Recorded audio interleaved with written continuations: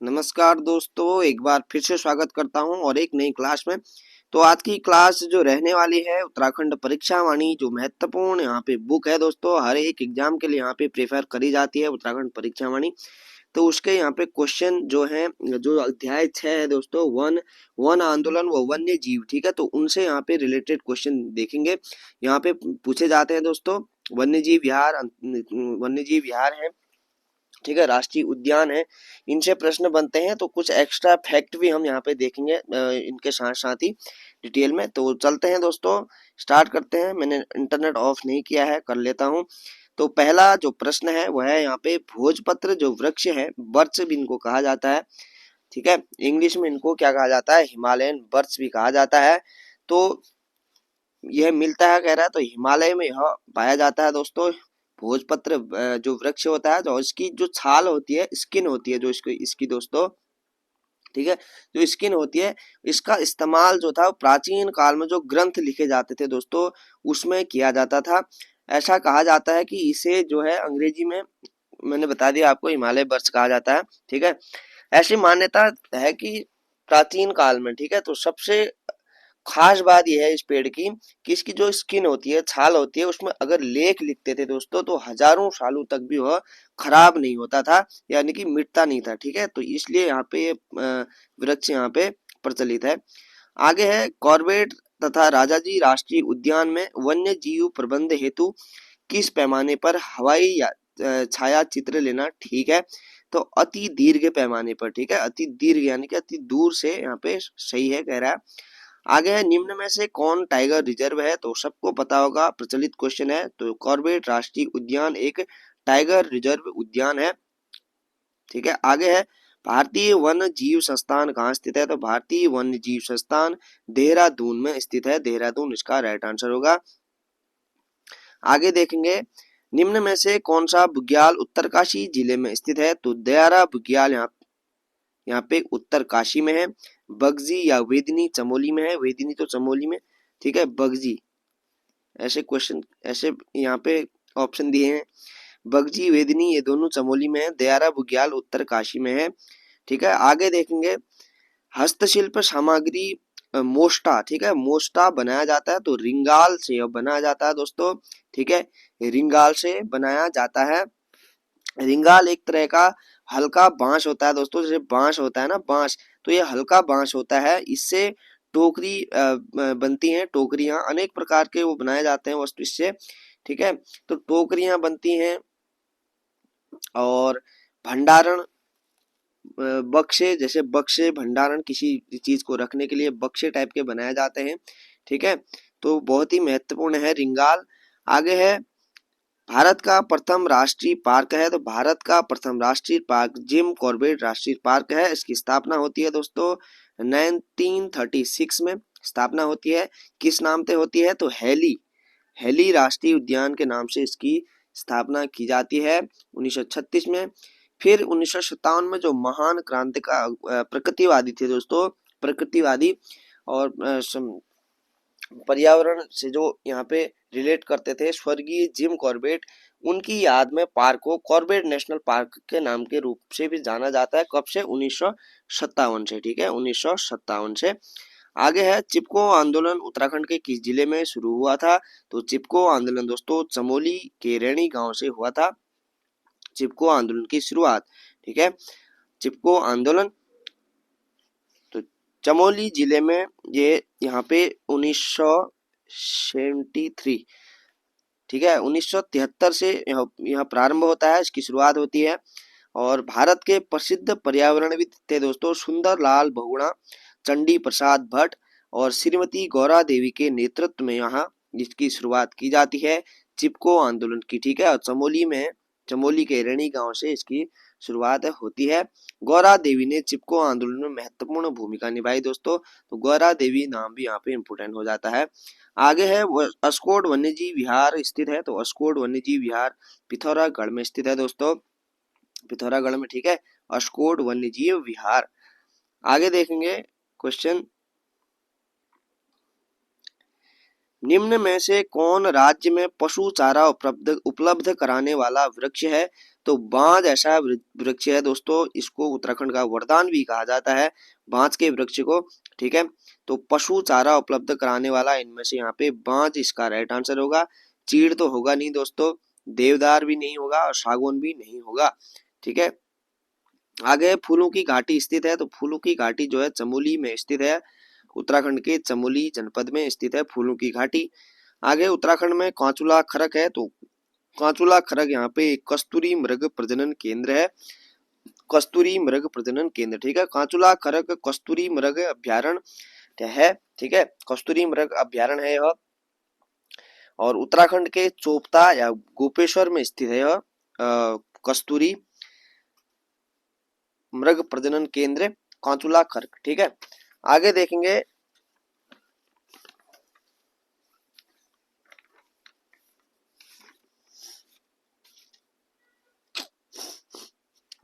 दोस्तों, उत्तराखंड में जड़ी बूटियों की प्राप्त होने वाली किस्में लगभग कितनी प्रकार की हैं राज्य में?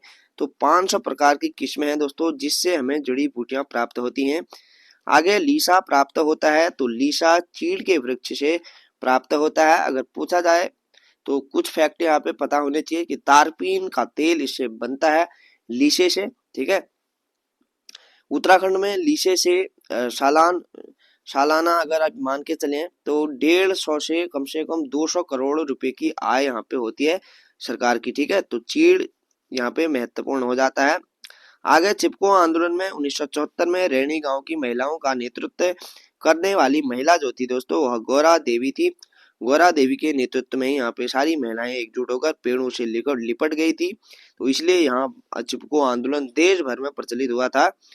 आगे उत्तराखंड में कौन वृक्ष मानव के नाम से प्रसिद्ध है? तो विश्वेश्वर दत्त सकलानी जो है दोस्तों, यह वृक्ष मानव इनको कहा जाता है। इन्होंने अपने जीवन काल में लगभग दोस्तों 50 लाख इन्होंने क्या किए हैं, 50 लाख वृक्ष रोपण किए हैं, वृक्षारोपण इन्होंने किए हैं, तो इनको उत्तराखंड का मानव वृक्ष कहा जाता है, वृक्ष मानव कहा जाता है। आगे रैणी गांव चमोली की श्रीमती गौरा देवी का संबंध रहा है, तो चिपको आंदोलन से अभी हमने देखा था। आगे निम्न में से कौन सा वर्ल्ड हेरिटेज साइट विश्व धरोहर की सूची में शामिल है? तो नंदा देवी बायोस्फीयर रिजर्व इसका राइट आंसर होगा। कब किया गया इसको? 1998 में इसको यहाँ पे 1998 कहाँ कह रहा हूँ दोस्तों, 1982 में तो इसकी स्थापना होती है, और लगभग 6 साल बाद 1988 में इसको विश्व धरोहर की सूची में शामिल किया गया। तो 6 साल का गैप बीच में आपको याद रखना है, स्थापना 1982 और विश्व धरोहर की सूची में 1988 में इसको शामिल किया गया, नंदा देवी बायोस्फीयर रिजर्व को।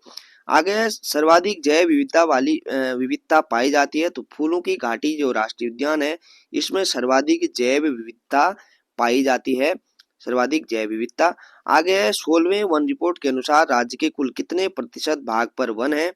तो 16वीं जो रिपोर्ट हुई थी, पुराना क्वेश्चन हो गया दोस्तों, तो 45.44% यहाँ पे 44% यहाँ पे प्रतिशत भाग पर वन था। आगे वन अनुसंधान संस्थान कहाँ स्थित है? तो देहरादून में स्थित है। वन अनुसंधान संस्थान कहाँ स्थित है? देहरादून में स्थित है।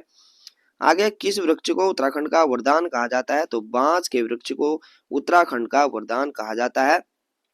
सबसे उपयुक्त इसकी प्रजाति कौन सी मानी जाती है? तो जो सफेद कलर का होता है पत्ता इसका सफेद कलर का, उसको यहाँ पे सर्वाधिक उपयुक्त माना जाता है। आगे निम्न में से कौन विश्व धरोहर स्थल है? तो नंदा देवी यहाँ पे विश्व धरोहर स्थल घोषित है, नंदा देवी, जैसे अभी हमने यहाँ पे देखा ऊपर। आगे है निम्न में से कौन एक फूलों की घाटी का नाम नहीं है? तो फूलों की घाटी का नाम यहाँ पे पुष्पावती भी है, भ्यूंडार पार्क भी कहा जाता है दोस्तों, नंद कानन तो इसको महाभारत में कहा गया है, तो यहाँ पे पुष्प सरोवर इसका राइट आंसर होगा, पुष्प सरोवर इसका नाम नहीं है। आगे निम्न में से कौन एक फूलों की घाटी का नाम नहीं है? फ्रैंक स्मैथ घाटी कहा जाता है, क्योंकि यहाँ पे जो फ्रैंक और स्मैथ थे यहाँ पे जब पर्वतारोहण के लिए निकले थे, तो कहा जाता है कि इन्होंने इसकी फूलों की घाटी तक यह पहुंचे थे और इन्होंने ही इसकी खोज की थी, ऐसा कहा जाता है। अलका भी इसको कहा जाता है, बैकुंठ भी कहा जाता है, तो शांत घाटी इसका कोई नाम नहीं है, तो राइट आंसर होगा ऑप्शन नंबर डी। आगे चिपको आंदोलन सर्वप्रथम किस जिले से शुरू हुआ था? तो चमोली के रैणी गांव से, अभी हमने देखा 1973। ठीक है, आगे है कॉर्बेट राष्ट्रीय उद्यान का क्षेत्रफल कितना है? तो क्षेत्रफल अगर देखा जाए दोस्तों इसका है 520.82 वर्ग किलोमीटर क्या है इसका कुल क्षेत्रफल है। ठीक है, कॉर्बेट राष्ट्रीय उद्यान का। आगे देखेंगे यहाँ पे सूची को सुमेलित करना है। ठीक है, तो यहाँ पे वाइल्ड लाइफ सेंचुरी दिए हैं और स्थान दिए हैं। तो विंसर वन्यजीव विहार तो अल्मोड़ा में है दोस्तों। ठीक है, पालन पशु विहार पौड़ी हो जाएगा और अस्कोट वन्यजीव विहार पिथौरागढ़ इसका राइट आंसर होगा दोस्तों। ऑप्शन नंबर ए का 2 है, बी का 3 है, सी का 1 है। आगे है सूची को सुमेलित करना है यहाँ पे भी। तो गोविंद राष्ट्रीय पार्क कहाँ है दोस्तों? ये उत्तरकाशी में है। और कॉर्बेट जो है वह यहाँ पे नैनीताल और पौड़ी राइट होगा। नंदा देवी चमोली, फूलों की घाटी भी क्या है यहाँ पे चमोली में। ठीक है, तो इसका यहाँ पे राइट होगा दोस्तों, टिक किया है मैंने ऑलरेडी वैसे। तो ए का 3 उत्तरकाशी, बी का 2 है दोस्तों, सी का यहाँ पे 1 है, डी का भी यहाँ पे 1 हो जाएगा। आगे है निम्न में से कौन एक जैव आरक्षित क्षेत्र है? तो जैव आरक्षित क्षेत्र यहाँ पे नंदा देवी है दोस्तों। नंदा देवी क्योंकि यहाँ पे जैव विविधता बहुत सारी पाई जाती हैं। ठीक है, यहाँ 312 तरह के फूल पाए जाते हैं दोस्तों, जिनमें से 17 प्रजातियां तो ऐसी हैं जो दुर्लभ है, कहीं मिलती नहीं है। ठीक है, तो इसलिए भी यह जैव आरक्षित क्षेत्र घोषित किया गया, जिसमें जो इसमें लुप्त प्राय जो प्रजातियां हैं दोस्तों। ठीक है, जैसे हिमालयन तेंदुआ है, एशियाई काला भालू है, ठीक है, हिमालयी तहर कहा जाता है। तो अन्य प्रकार की यहाँ पे प्रजातियां पाई जाती हैं, चाहे फूलों की ले लीजिए या फिर जैव जीवों की ले लीजिए। ठीक है, तो इसलिए इसको यहाँ पे जैव आरक्षित क्षेत्र घोषित किया गया है। आगे है महाभारत में वर्णन नंदकानन को वर्तमान में कहा जाता है। तो महाभारत में नंदकानन फूलों की घाटी का नाम था दोस्तों, महाभारत में इसको नंदकानन कहा गया है। आगे है राज्य का सर्वाधिक क्षेत्रफल वाला वन्य जीव विहार है। सर्वाधिक क्षेत्रफल वाला वन्य जीव विहार यहाँ पे केदारनाथ वन्य जीव विहार है, सर्वाधिक क्षेत्रफल वाला। और सबसे कम क्षेत्रफल अगर पूछा जाए तो मसूरी वन्य जीव विहार जो है वो सबसे कम क्षेत्रफल वाला विहार है। ध्यान रहे कि यह वन्य जीव विहार की बात कर रहा है, राष्ट्रीय उद्यान की नहीं कर रहा है। राष्ट्रीय उद्यान की अगर बात करें तो गंगोत्री राष्ट्रीय उद्यान सबसे बड़ा है दोस्तों। ठीक है, गंगोत्री राष्ट्रीय उद्यान। अगर सबसे छोटा पूछा जाए तो फूलों की घाटी जो चमोली में है दोस्तों, वह यहाँ पे सबसे छोटा राष्ट्रीय उद्यान है, तो ध्यान रखना है। आगे है निम्न में से किसका संबंध वन संबंधी चिपको आंदोलन से है? तो गौरा देवी यहाँ पे राइट होगा, गौरा देवी। ठीक है, आगे है जसपाल राणा तो खेल से हो गया। ठीक है, तो आगे देखते हैं चलो। विश्व प्रसिद्ध जिम कॉर्बेट नेशनल पार्क जो है उत्तराखंड के किस जनपद में है? तो नैनीताल व पौड़ी में यह स्थित है दोस्तों। ठीक है, नैनीताल व पौड़ी में यह स्थित है। आगे है विश्व प्रसिद्ध फूलों की घाटी निम्न में से किस जनपद में है? तो चमोली, अभी हमने देखा था चमोली में ही है। आगे है भारत का प्रथम राष्ट्रीय उद्यान अगर पूछा जाए तो जिम कॉर्बेट नेशनल पार्क, और एशिया का भी सबसे पुराना राष्ट्रीय उद्यान है दोस्तों। ठीक है, यहाँ पे जिम कॉर्बेट नेशनल पार्क। आगे उत्तराखंड में प्रथम बार वन पंचायतों का गठन किया गया था। तो 1931 में पहली बार वन पंचायतों का गठन किया गया था। ठीक है, उत्तराखंड वन पंचायत प्रणाली शुरू करने वाला दोस्तों, लागू करने वाला भारत का पहला राज्य है, भारत का पहला राज्य। ऐसे भी ये क्वेश्चन इंपोर्टेंट यहाँ पे हो जाता है। आगे है चमोली जनपद में स्कीइंग के लिए प्रसिद्ध बुग्याल कौन सा है? तो यहाँ पे हमने जो बीएस नेगी जी की बुक सीरीज जो हमने एमसीक्यू सीरीज स्टार्ट करी थी, कम से कम 30 से 32 वीडियो मैंने उसमें अपलोड करी हुई है ऑलरेडी। अगर आपने वो वॉच नहीं करी है दोस्तों, उस प्लेलिस्ट को भी जरूर से वॉच करें, वहां पे भी इंपोर्टेंट क्वेश्चन मैंने करवाए हैं। ठीक है, तो स्कीइंग एक खेल प्रतियोगिता होती है दोस्तों, यह यहाँ पे ओली में, यहाँ पे ओली जो बुग्याल है चमोली का, उसमें यहाँ पे आयोजित की जाती है। आगे तिलाड़ी कांड का संबंध है। तो तिलाड़ी जो कांड हुआ था, ठीक है, तो वन अधिकारों से इसका संबंध है। किससे संबंध है? वन अधिकारों से संबंध है तिलाड़ी कांड का।